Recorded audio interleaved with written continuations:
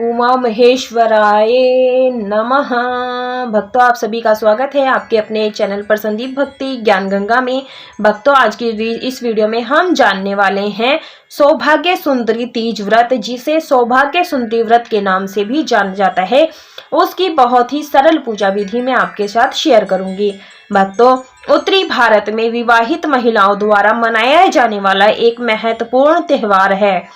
यह हिंदू कैलेंडर के अनुसार माघ के महीने के दौरान कृष्ण पक्ष की चंद्रमा के अंधेरे पखवाड़े के तृतीय यानी तीसरे दिन को मनाया जाता है। तो भक्तों, यह दिसंबर से जनवरी महीने के बीच में आता है। सौभाग्य सुंदरी तीज के दौरान महिलाएं अपने परिवार के कल्याण के लिए और समृद्धि के लिए देवी माँ की विशेष पूजा करती हैं। तो भक्तों, यह जो पूजा है शाम के समय प्रदोष काल में किया जाता है।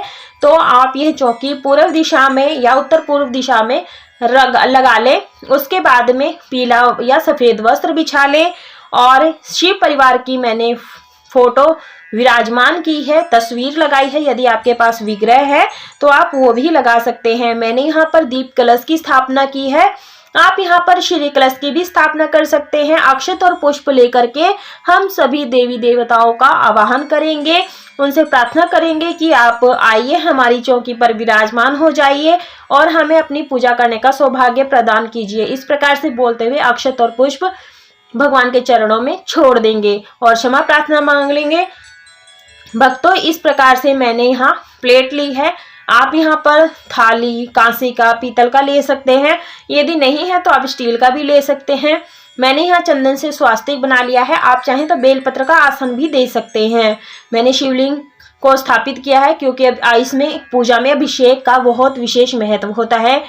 तांबे के लोटे में जल गंगा जल से और पुष्प डाल करके अभिषेक करेंगे और मंत्र बोलते रहेंगे, ओम नमः शिवाय, ओम नमः शिवाय, ओम नमः शिवाय। मंत्र जरूर से बोले। इससे आपको भी, जो मैं पूजा कर रही हूँ, उसका भी सौभाग्य आपको प्रदान मिलेगा और पुण्य भी मिलेगा। मैंने गाय के कच्चे दूध से अभिषेक किया है। जल से शुद्धोदक स्नान करा देंगे फिर से, ताकि जो भी हमने शिवलिंग पर चढ़ाया है वो चिपका ना रहे।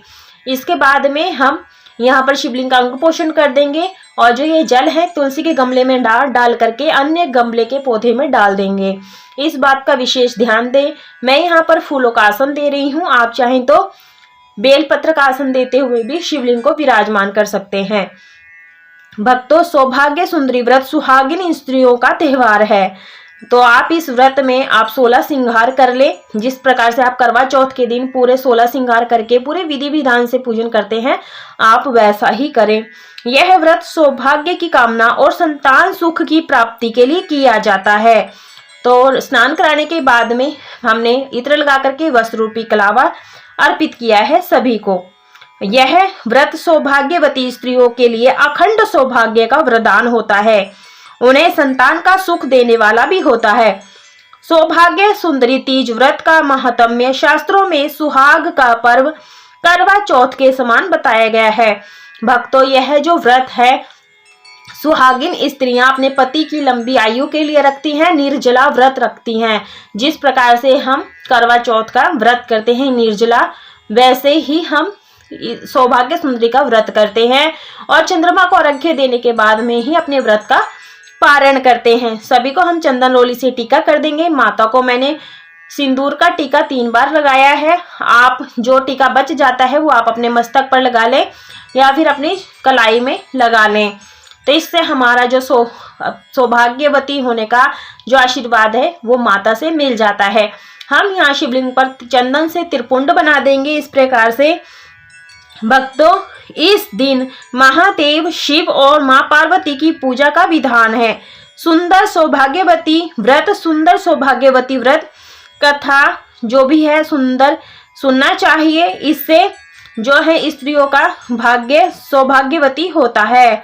सौभाग्यवती स्त्रियों के लिए व्रत सौभाग्य सुंदरी तीज व्रत कहलाता है। जिस प्रकार से हमारी हरियाली तीज होती है, कजरी तीज होती है, करवा चौथ होता है, उसी प्रकार से हमें यह व्रत करना होता है। सौभाग्य सुंदरी व्रत अखंड सौभाग्य व संतान सुख की कामना से किया जाता है। तो देखिए हम दीपक का भी पूजन करते हुए चलेंगे। पति का सुख मिलता है, साथ ही अविवाहित महिलाओं को मनचाहा वर भी मिलता है। कहते हैं माता पार्वती जी ने भी सौभाग्य सुंदरी का व्रत किया था। शिव जी को पति बनाने के लिए उन्होंने कठोर तप किया था। तो इस प्रकार से हम भस्म सभी को अर्पित कर देंगे भगवान भोलेनाथ जी को, क्योंकि भस्म भगवान भोलेनाथ जी को अत्यधिक प्रिय है। अबीर गुलाल सभी को लगा देंगे। भक्तों, इस व्रत को माघ मास की तृतीय तिथि को सौभाग्य सुंदरी व्रत रखा जाएगा। साल 2024 में यह व्रत 28 जनवरी 2024 को किया जाएगा। तो भक्तों, इस दिन माँ गौरी की विशेष पूजा की जाती है और सौभाग्य सुंदरी का व्रत रखा जाएगा। इस दिन माता पार्वती जी का जन्म हुआ था। इस दिन माँ पार्वती ने तपस्या करके भगवान शिव को पति के रूप में पाया था और कार्तिक जी के और गणेश जी जैसे बेटों को जन्म दिया था। तो भगवान भोलेनाथ जी को बेलपत्र अत्यधिक प्रिय है, तो बेलपत्र अर्पित कर देंगे चंदन लगा करके मनोकामना पूर्ति करते हुए। तो बोलते हुए अर्पित करना है। गणेश जी को गुड़, दुर्वा और गुलाब का फूल अर्पित कर देंगे। जो भी आपके पास फूल हो आप जरूर से चढ़ाएं। इसलिए इस दिन अच्छे पति और योग्य संतान के लिए सौभाग्य सुंदरी का व्रत किया जाता है। सुहागिन महिलाओं के लिए आज सौभाग्य सुंदरी का व्रत है। तो देखिए मैंने यहाँ दीपक को भी, वरुण देव को भी, सभी को पुष्प समर्पित कर दिया है। भक्तों, संतान सुख के लिए महिलाएं यह व्रत भी रखती हैं।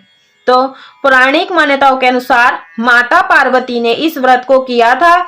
इसे करने से भगवान शिव और माता पार्वती प्रसन्न होती हैं, जो व्रती को अखंड सौभाग्यवती होने का आशीर्वाद देती हैं।